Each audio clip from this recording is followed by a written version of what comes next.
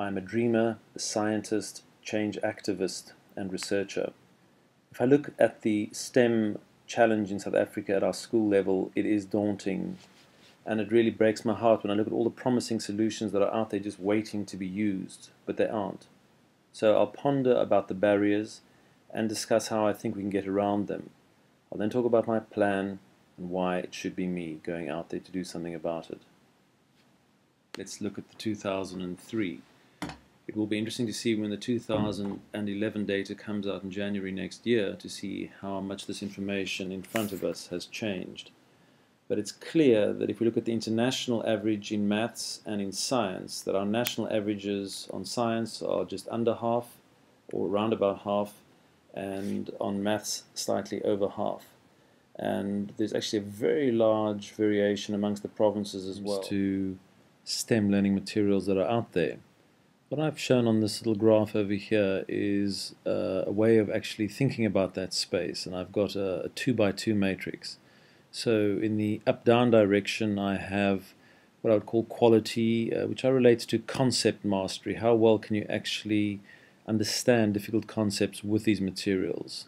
You would imagine that the more visual it is, the more interactive it is, that the easier that would be. Then the other axis, which is from left to right, is ease of access, or what I would think of as how resource friendly is it? Is it free or not? And does it require a lot of bandwidth to use or not? Because all of these tend to be cloud-based services, so you need to use them over the internet.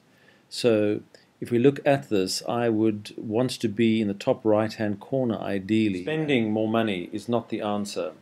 Thinking about things differently is. This book by Christensen and his colleagues is a real eye-opener. I do believe that education in South Africa is overly ripe for disruptive innovation to enter. There are barriers to adoption. If we look at 3 and 4 listed over here, it relates to learners and firstly the access to internet computing, and secondly to being supported while they do so.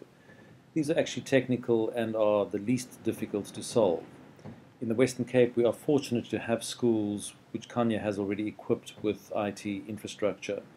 It's the first two that require the much more deliberate intervention. These are those soft hurdles. This is where one has to get very close and personal with the teaching leadership. So how are we to make sense of these barriers to adoption?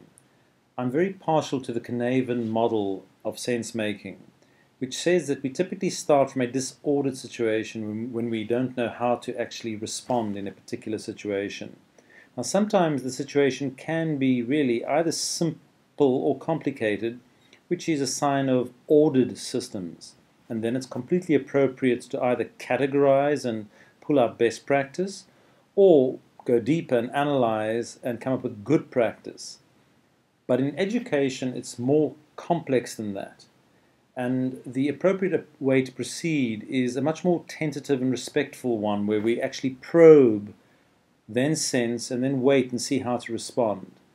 Now, it's interesting that these authors see this kind of approach, where emergent practice is coming out, as a collaborative model involving a smaller number of people leading the effort.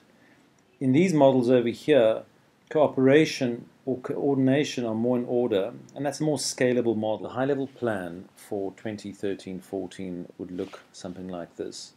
The majority of the time, about 70%, would be spent in direct interaction with the underserved schools, and there'd be 3 stakeholder groups that I'd be engaging with. One is the actual leaders in the schools.